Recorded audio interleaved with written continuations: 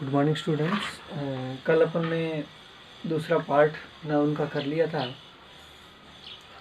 आज हम इसके तीसरे पार्ट के साथ शुरू करते हैं। So good morning all of you. First of all, here we are starting our new topic, third part of noun. Noun का तीसरा पार्ट कौन सा? Collective noun. Collective noun, collective noun को क्या कहते हैं? समूहवाचक संज्ञा कहा जाता है। समूहवाचक संज्ञा कहते हैं। अब समूहवाचक संज्ञा की अगर अपन बात करें कि वास्तव में समूहवाचक जो संज्ञा है उसको डिफाइन कैसे करेंगे, उसको परिभाषा कैसे लिखी जाएगी, तो उसके ऊपर चर्चा करते हैं। यानी जो सबसे पहले डेफिनेशन की अगर बात करें तो डेफिनेशन में क्या लिखा जाएगा? यानी जो कलेक्टिव नाउन है उसकी डेफिनेशन अगर अपन दें, परिभाषा अगर दें, तो उसमें लिखा जाएगा a collective noun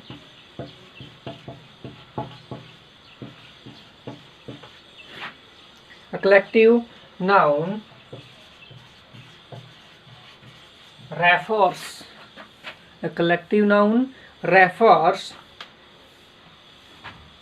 to a group of, or we can say a set of, यानी एक ग्रुप हो सकता है, उस ग्रुप को अपन क्या कह सकते हैं, यानी एक सेट भी हो सकता है। तो a group और a set of, ग्रुप हो सकता है या उसको सेट भी कह सकते हैं, पेयर कह सकते हैं ना। यानी दो या दो से अधिक का जो सेट है किसका हो सकता है? Animals, person, things etcetera. यानी कहने का मतलब क्या था? यानी वही बात जो अपन नाउन में पढ़ते हैं, यानी व्यक्ति, वस्तु, स्थान, जानवर आदि का बोध कराने वाले को शब्द को संज्ञा कहा जाता है। तो उन्हीं चीज़ों के लिए, उसी के लिए ग्रुप में हो या फिर वो सेट में हो, और क्या बना रही हो? Forming a unit, forming a unit, यानी एक इकाई का निर्माण कर रही हो, तब उस शब्द को क्या कहा जाएगा? कलेक्टिव नाउन कहा जाएगा। यानी कलेक्टिव नाउन की अगर अपन बात करें तो सिंपल सा फैक्ट लेके चले, सामान्य सी बात अगर देखें तो क्या कहा जाएगा? अ कलेक्टिव नाउन, यानी जो समूहवाचक संज्ञा होती है, रेफर्स, रिप्रेजेंट करती है, दर्शाती है क्या? एक ग्रुप, यानी एक समूह को, और a set, we can say group, यानी दो या दो से अधिक चीजों का एक सेट होगा, जोड़ा होगा।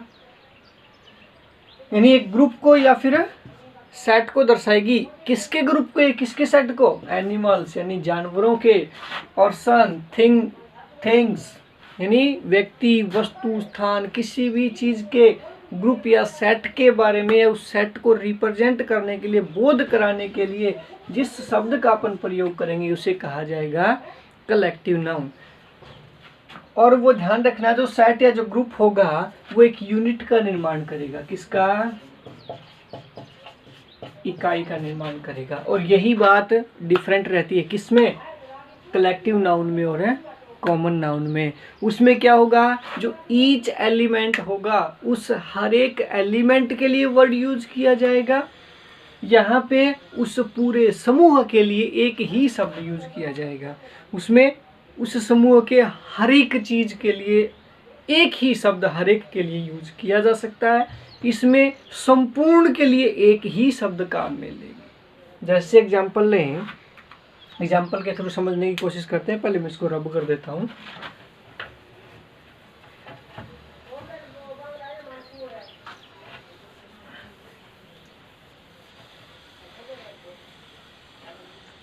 एग्जाम्पल्स अपन देखें, जैसे एक छोटा सा एग्जाम्पल सिंपल सा जो सबके सामने रेगुलरली आता रहता है, जिसको अपन कहते हैं जैसे आर्मी।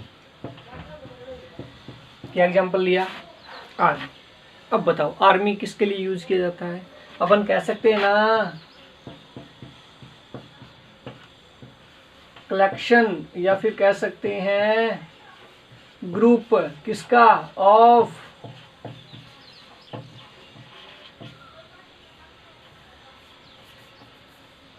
नीचे लिख रहा हूँ थोड़ा सा, SOLDIERS, सोल्जर्स, यानी सैनिकों के समूह को क्या कहा जाता है? आर्मी कहा जाता है। अब मान लीजिए, अब देखो मैं दोनों में डिफरेंस बता रहा हूँ। एक तो आर्मी वर्ड यूज कर लिया, एक क्या कर लिया? सोल्जर वर्ड यूज कर लिया। अब देखिए, अगर आर्मी यूज किया तो कौन सी नाउन है? कलेक्टिव नाउन है। अगर सोल्जर वर्ड यूज किया है तो कौन सी नाउन होगी? Common noun. कौन सी होगी? कॉमन नाउन होगी। अगर इसी सोल्जर का कोई नाम दे दिया, जैसे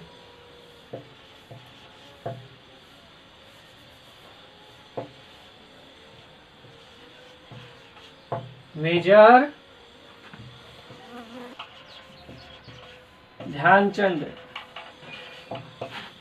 ये नाम दे दिया, तो उस सैनिक का नाम, ये कौन सी होगी? नाम, प्रॉपर नाउन है। उसके लिए एक वर्ड यूज किया, क्या? सोल्जर। क्या हो गई? कॉमन। और इन सबको एक समूह बना देते हैं मिला करके, यानी सभी सैनिक उस ग्रुप में होंगे। उस ग्रुप का नाम क्या रखा जाएगा? आर्मी। तो उस ग्रुप के नाम को क्या कहेंगे? कलेक्टिव। समझ भाई? यानी मैं, ये सबसे बेस्ट एग्जांपल है समझने के लिए। कहने का मतलब क्या है? यानी अगर किसी व्यक्ति, वस्तु, स्थान आदि का नाम होगा, वो नाम होगी प्रॉपर नाउन। कोई एक समूह दिया गया, कोई ग्रुप दे दिया गया, उस ग्रुप के लिए, उस ग्रुप में जितने भी सदस्य शामिल हैं, उन सदस्यों के लिए मैं एक शब्द का प्रयोग करूंगा जो हर एक एलिमेंट को, यानी हर एक वस्तु को आइडेंटिफाई करेगा, पहचान बताएगा। जैसे मान लीजिए अपन इन सैनिकों की बात करें, यानी राम सिंह यादव, कोई भी मान लीजिए 20, 25, 50, 100 लोगों की एक टुकड़ी है, सेना की टुकड़ी। उसमें अगर मैंने नाम ले लिया, जैसे एग्जांपल दिया मेजर ध्यानचंद, उसी सैनिकों में से एक सैनिक का नाम है क्या? मेजर ध्यानचंद। तो उस सैनिक के नाम को यूज किया गया, तो वो नाम तो क्या होगा? प्रॉपर नाउन होगा। अब देखो उसमें जितने भी लोग हैं, उस समूह में, उस सेना की टुकड़ी में जितने भी 20, 50, 100 सदस्य हैं, उन सभी सदस्यों को मैं क्या कह सकता हूँ? सोल्जर कह सकता हूँ। यानी ध्यानचंद भी एक सोल्जर है, अन्य जो 99 बच गए वो भी क्या है? सोल्जर है। यानी सब ग्रुप में, सब के लिए मैंने एक वर्ड यूज किया जिसके द्वारा मैं सबको रिप्रेजेंट कर सकता हूँ, तो वो वर्ड क्या है? सोल्जर। तो ऐसे शब्दों को क्या, कौन सी नाउन होती है? Common noun. और उस पूरे ग्रुप के लिए जो नाम यूज किया जाएगा, जैसे मान लीजिए इसमें 100 सोल्जर्स हैं, उन सोल्जर्स का एक ग्रुप बना हुआ है, इसी ग्रुप को क्या कहा जाएगा? आर्मी कहा जाएगा। तो न कि मैंने पर्टिकुलर आदमी के लिए कोई वर्ड यूज किया, मैंने क्या किया? उन सभी के लिए एक कॉमन वर्ड यूज किया, क्या? आर्मी। समझ में आई बात? एक और एग्जांपल देखिए,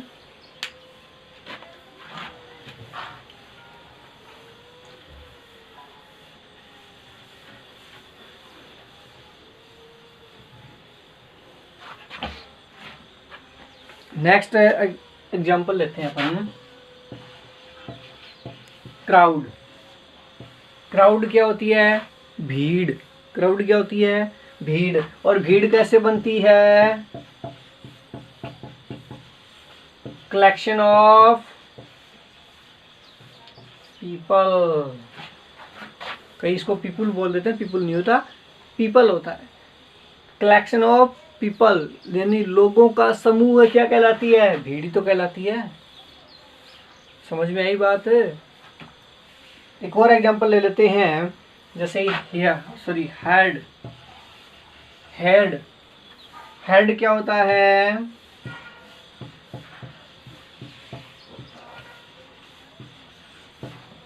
हेड क्या होता है? Collection of domestic animals.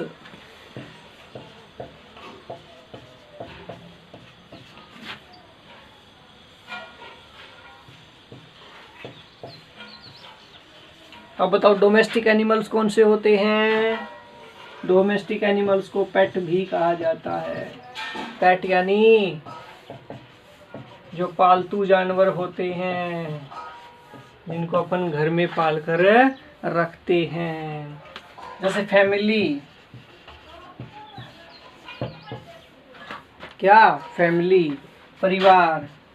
परिवार के लिए कौन सा वर्ड यूज किया जाएगा? जैसे कलेक्शन ऑफ पीपल, लोगों का समूह। कैसे लोगों का? Related with,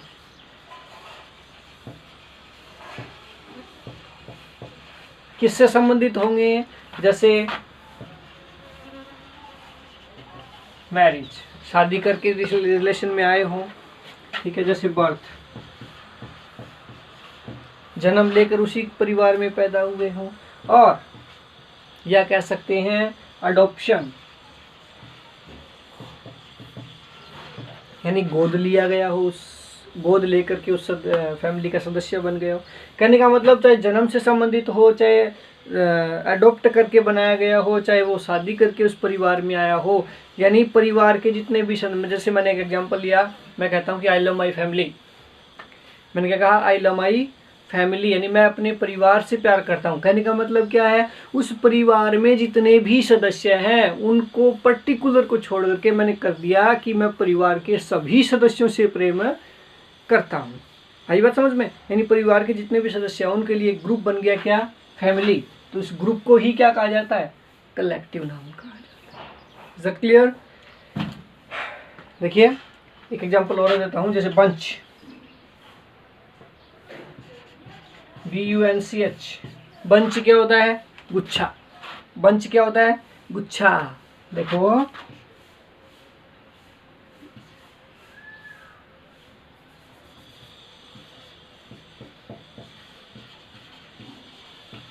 bunch of grapes, ये बंच ऑफ ग्रेप्स, अंगूरों का गुच्छा। अब बताओ, एक अंगूर थोड़ी होते हैं, एक अंगूर होता है क्या?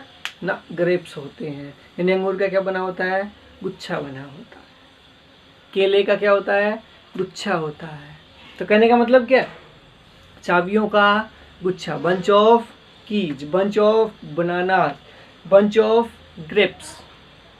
यानी कहने का मतलब चाहे उसमें अंगूर 2 लगे हों, चाहे उसमें 50 लगे हों, है तो वो गुच्छे में ही। कि ऐसे केले 2 एक साथ जुड़े हुए हों, या फिर चाहे उसमें 12, 15, 20 केले हों, कहने का मतलब वो क्या बन गया? गुच्छा हो गया। यानी चाहे चाबियां 3 लो, 4 लो, 5 लो, 20 लो, 50 लो, एक साथ बंधी हुई हैं, तो वो क्या बन गई? चाबियों का गुच्छा, बंच ऑफ कीज। समझ में आई? बंच मीन्स गुच्छा, यानी उसमें उन्हीं प्रकार की जो चीज़ें, सेम जो चीज़ें हैं, उनका एक ग्रुप बन जाता है। उस ग्रुप के लिए जो शब्द यूज किया जाएगा उसे कलेक्टिव नाउन कहा जाएगा। ऐसे ही कुछ बेसिक एग्जांपल्स हैं, 2-4 एग्जांपल्स और बता देता हूँ। जैसे लें bundle,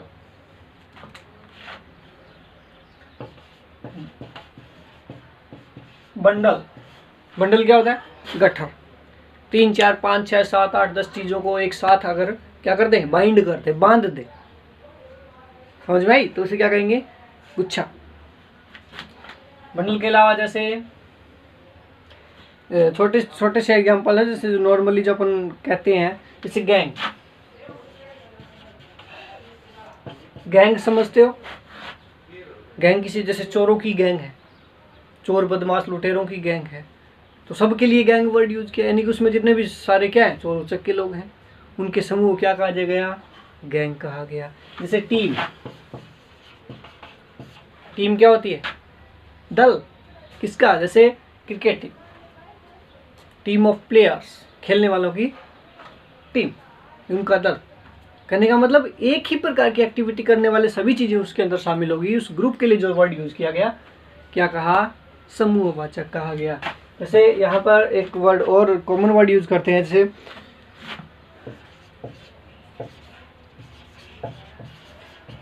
bookie.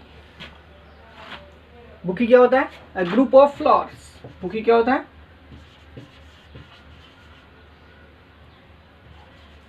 Group of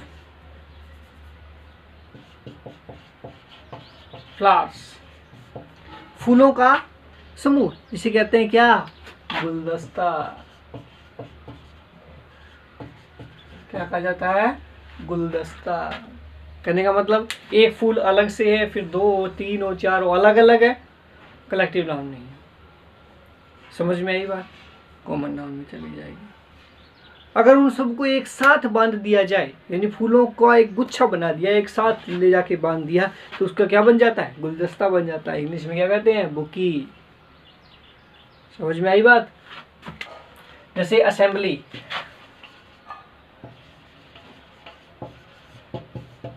assembly जहाँ सभी लोग कोई एक्टिविटी करने के लिए, एक प्रकार की एक्टिविटी करने के लिए गैदर होते हैं, इकट्ठे होते हैं, उसे क्या कहा जाता है? असेंबली कहा जाता है। यहाँ पे वन मोर एग्जांपल मैं लेता हूँ, उसमें कई बार देखो बच्चे कंफ्यूज हो जाते हैं।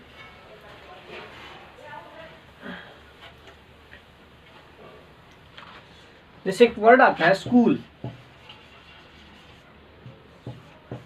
स्कूल, इसमें 2 चीजें होती हैं। देखो, अगर इस स्कूल का यूज किया जाए किस तौर पे? स्टडी के लिए। किस लिए यूज किया गया? स्टडी के लिए, यानी कि अपना जो स्कूल है, विद्यालय है, विद्यालय के रूप में स्कूल वर्ड का यूज किया जा रहा है, तब तो ये कौन सी होती है? कॉमन नाउन होती है। कौन सी होती है? कॉमन नाउन होती है। बट अगर इसी स्कूल को स्टडी का न लेकर के क्या मान दूसरी तरीके से यूज किया जा रहा है, तो किस तरीके से यूज किया जा सकता है, उस चीज का थोड़ा सा ध्यान रखें। तो क्या लिखेंगे? अ ग्रुप ऑफ शार्क्स। शार्क मछलियां होती हैं। व्हेल्स,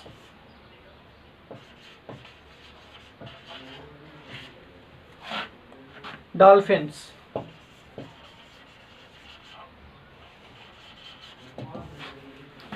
यानी जो बड़ी बड़ी मछलियां हैं उनके समूह को भी क्या कहा जाता है? स्कूल कहा जाता है। यानी स्कूल को अगर स्टडी के रूप में यूज किया जा रहा है, तब तो इसमें कॉमन नाउन होती है। अगर इस स्कूल का दूसरा प्रॉपर यूज किया जाए तो कहा जाता है group of sharks, whales, dolphins. यानी आम भाषा में कह सकते हैं मछलियों का समूह, उसको भी क्या कहा जाता है? स्कूल। अगर इस केस में आया हुआ है, तब ये कौन सी बन जाती है? Collective noun. क्या बन जाती है?